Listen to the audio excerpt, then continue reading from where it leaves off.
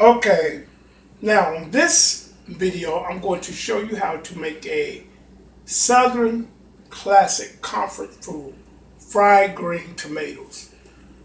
Now, once again, a lot of people do fried green tomatoes different ways. I'm going to show you the way that I fry them, the way I do them. I love fried green tomatoes, and I'm the only one in the home that eats them. So I'm going to show you how to do it. So what you need your green tomato. I sliced it already. Salt, black pepper, buttermilk, crumb. This is Italian seasoned breadcrumb, and an egg. And I think I said buttermilk. So the first thing you do is you beat your egg.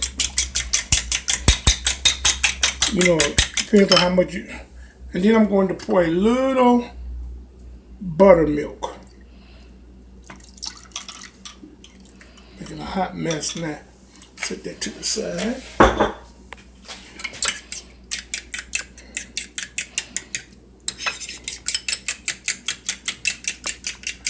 And also you're going to need some flour. So, I'm trying to make room.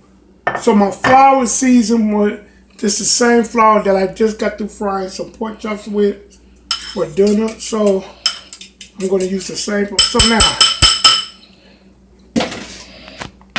and you know what, people, I'm not going to, because the flour is already seasoned, I'm not going to put any seasoning on them. Had I started with some of my seasoned flour, I would have salt and pepper the tomatoes, but I'm not going to do that. So the first thing you're going to do, you want to put them in the flour.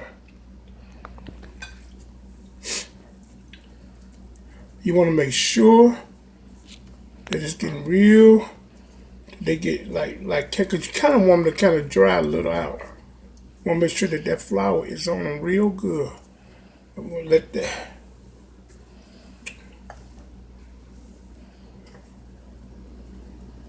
I guess you all say, Dad, let me tell you, this is about it was peach cobbler, cabbage, butter cookies. So this is like the fourth video that I'm doing today.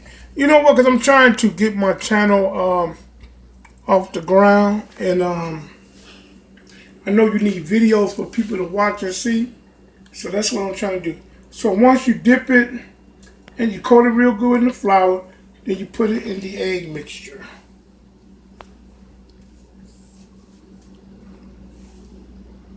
Yeah.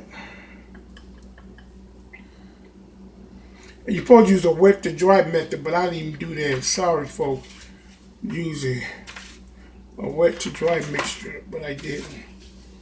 But and you coat it in the breadcrumb. And then I'm going to let these sit. You know what?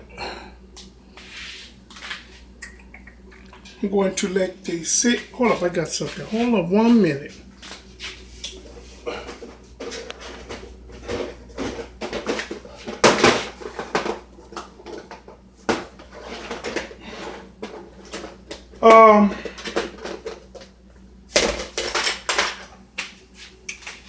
I am going to let that sit for about 10 minutes before I fry them, because I want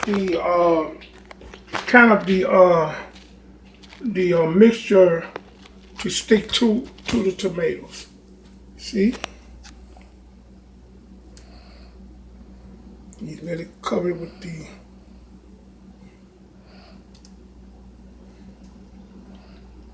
And then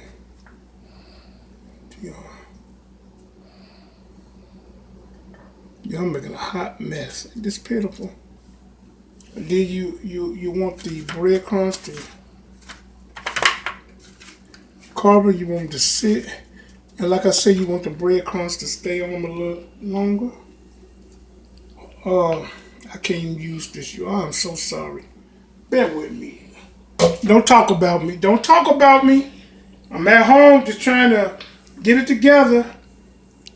And this is a no-no what I'm doing, using, you're supposed to have a wet hand and a dry hand. And I'm going to tell you something, and see if I was going to smother those pork chops. I would take the same flour and I would make my gravy with it. So you old school cooks know, you all know the technique. So we're gonna let these sit for about 10 minutes. And then once they sit and we feel that the batter has adhered to it, then we're going to fry them. Okay, I'm going to finish this up, and then when I come back, we'll be frying them. Now that our tomatoes have set for about 10 minutes, we are ready to fry.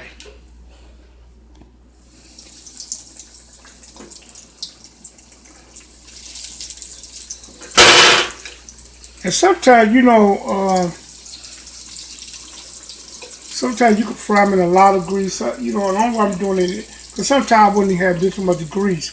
But since I did those pork chops for dinner, I just decided to just go and put them in there, and I look like my grease might be trying to burn a little. Turn it down.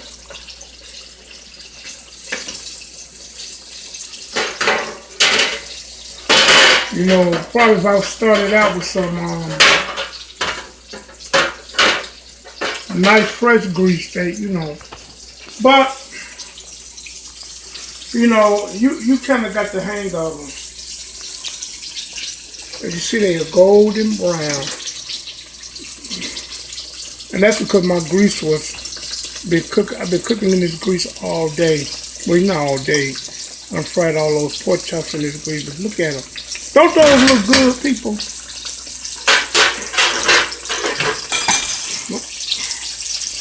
So I'm going to let those cook. I done dropped the fork, you all. I got another one here.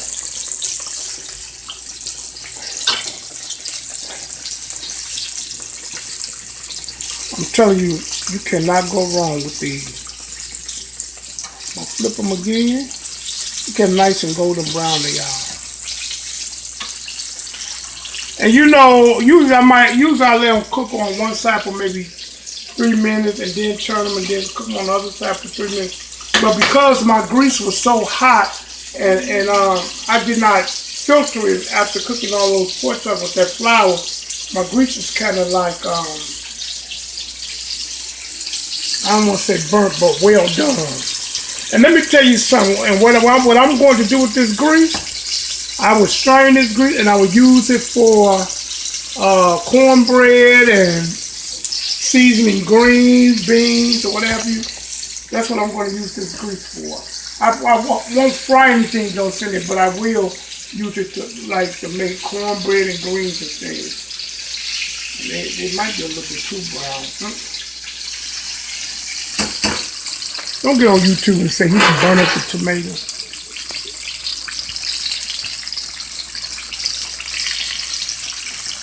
But they're crispy. The batter has stuck to them. Yeah.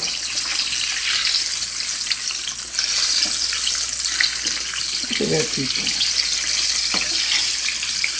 And the reason why I'm going to put them on a cooler rack is because I don't want them to get soggy. Because they'll get soggy if I put them on a paper towel and all that.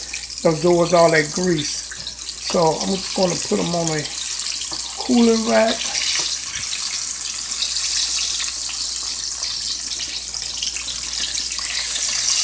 They're ready.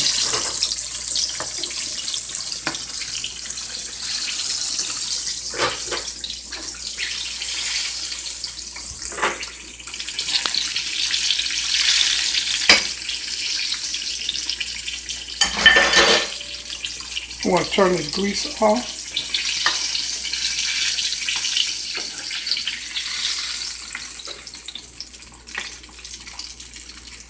Those were good, people.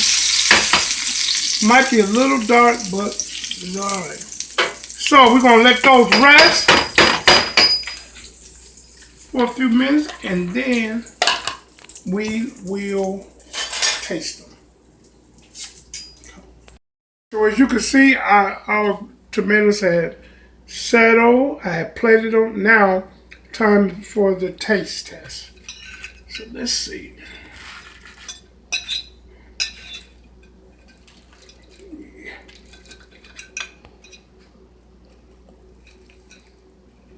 They tender. The breading is on them. Ooh, it's kind of hot. Look, I'm gonna get another trying to taste this and show out and be professional.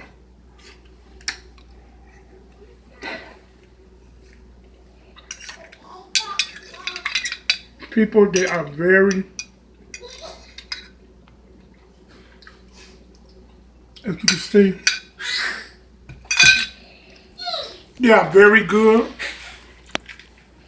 They have a slight tang to them. That's from the buttermilk.